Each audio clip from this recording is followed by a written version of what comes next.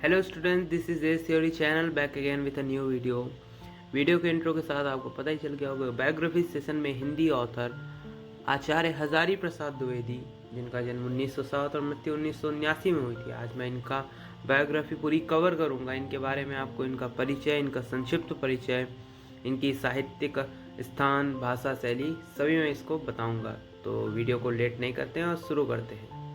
जैसे कि हम अपनी स्क्रीन पे आ चुके हैं, हजारी प्रसाद द्विवेदी जी, जो कि वेरी इम्पॉर्टेंट हैं हिंदी ऑथर एग्ज़ाम्स के पर्सपेक्टिव से। तो इनका संक्षिप्त परिचय मैं शुरू करता हूँ। हजारी प्रसाद द्विवेदी जी का जन्म 19 अगस्त सन 1907 ईस्वी में हुआ था। ये रात जो है ये मिस्टेक है, गलत प्रिंट हो गया।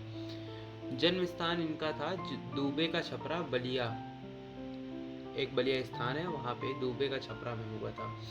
पिता जी इनके जो थे उनका नाम अनमोल द्विवेदी, इनकी माता का नाम ज्योतिषमती, बचपन का नाम इनका जो था वो वैद्यनाथ द्विवेदी था। इनकी रचनाएं हिंदी साहित्य का आदिकाल, कुटज और भी हैं, पर ये प्रमुख रचनाएं मैंने ऐसे ही इतनी 3 लिख दी हैं। भाषा शुद्ध, परिमार्जित, प्रौढ़ और सरस खड़ी बोली। इनकी शैली गवेषणात्मक, व्यंग्यात्मक, विचारात्मक, भावात्मक और वर्णनात्मक है।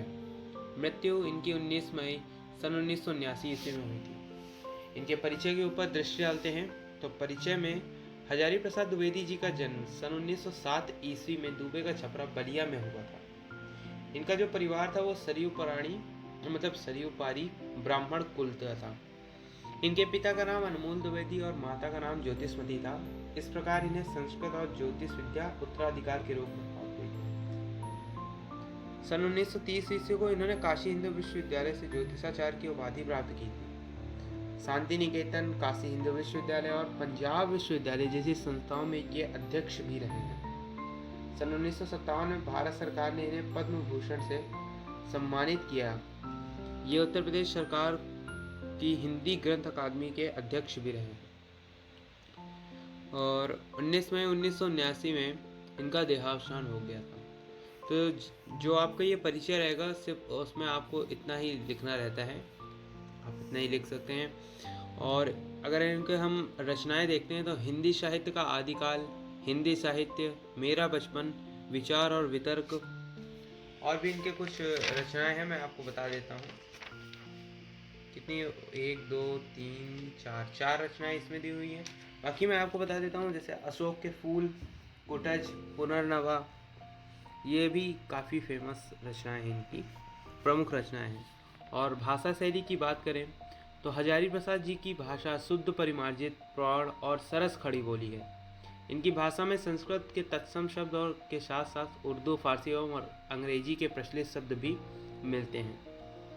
इनकी रचनाओं की शैली जो है वो गवेषणात्मक, विचारात्मक, व्यंग्यात्मक, सूत्रात्मक, भावात्मक आदि की उपयोग हुआ है। और इनकी शैलियों में अलंकारिक और वर्णनात्मक शैली का भी प्रयोग हुआ है। गवेषणात्मक, विचारात्मक, भावात्मक और वर्णनात्मक, मैं आपको पहले बायोग्राफी सेशन में जो और भी हिंदी ऑथर थे उनके उसमें मैं आपको बता चुका हूँ क्या होते हैं, बट यहाँ पे अभी 3 नए शैली है, सूत्रात्मक, व्यंग्यात्मक और अलंकारिक। तो व्यंग्यात्मक क्या शैली है, मतलब इनके रचनाओं में किस प्रकार से समझ में आ रही कि व्यंग्यात्मक शैली किस प्रकार से है। तो मैं बताता हूँ कि व्यंग विनोद के माध्यम से, ये यानी कि हंसी मजाक का है, कोई ऐसे मतलब इनकी रचनाओं में कोई तीखी बात कही जा रही है, कोई हंसी मजाक है, यानी कि इनके रचनाओं में हास्यात्मक स्थिति को दर्शाया जा रहा है। तो इस प्रकार से इनकी जो रचना है वो व्यंग्यात्मक शैली में। और सूत्रात्मक में किसी चीज़ का हम, किसी एक चीज़ को समझाने के लिए किसी प्रकार का हम संकेत दे रहे हैं, कोई क्ल्यू दे रहे हैं, तो उस प्रकार से हम कहते हैं कि इनकी रचनाएं सूत्रात्मक शैली में है। अलंकार इनकी रचनाओं में अलंकार का उपयोग भी मिलता है, जिसमें इनके क्या बोलते हैं कि इनके उसमें गद्य और पद्य दोनों जैसा मनोरम रहता है। मतलब इनका जो रचनाएं रहती हैं वो गद्य पद्य थोड़ा रहता है इनके रचनाओं में। तो अलंकारिक शैली इस प्रकार से इनकी रचनाओं में होती है। इन्होंने अपनी रचनाओं में अलंकार का प्रयोग किया हुआ है। बाकी गवेषणात्मक, विचारात्मक, भावात्मक और वर्णनात्मक शैलियों का मैं पहले भी बता चुका हूँ कि किस प्रकार से रचनाओं में इनकी ये शैलियाँ मिलती हैं। साहित्यिक स्थान की बात करें तो आधुनिक युग के गद्य साहित्य में इनका बहुत महत्वपूर्ण स्थान है। हजारी प्रसाद जी हिंदी के श्रेष्ठ निबंधकार, उपन्यासकार, आलोचक एवं भारतीय संस्कृति के युगीन व्याख्याता हैं। इसके साथ ही ये शुक्लोत्तर युग के लेखक हैं। ये एक प्लस पॉइंट होता है, इसे जरूर लिखना चाहिए। ये शुक्लोत्तर युग के लेखक हैं। तो जैसे कि मैंने आपको इनके संक्षिप्त परिचय और रचनाएं, भाषा शैली, साहित्यिक स्थान को बता दिया है।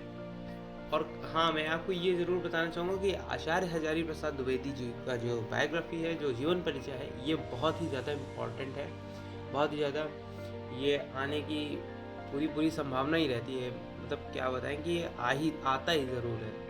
आचार्य हजारी प्रसाद द्विवेदी इम्पॉर्टेंट है, ये लेखक, हिंदी ऑथर इम्पॉर्टेंट है एग्ज़ाम्स के पर्सपेक्टिव से।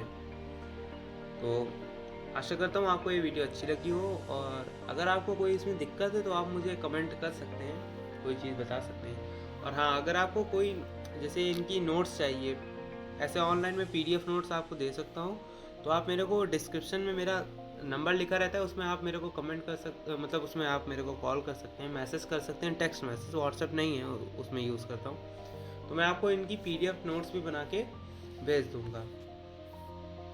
तो इसी के साथ मैं अपनी वीडियो को ख़त्म करता हूँ, और मैं अगले बायोग्राफी सेशन, मतलब अगले इसमें बायोग्राफी सेशन में एक नए हिंदी ऑथर के साथ आपको मिलूँगा और उनके बारे में आपको मैं बताऊँगा। तो take care, bye bye and subscribe my channel.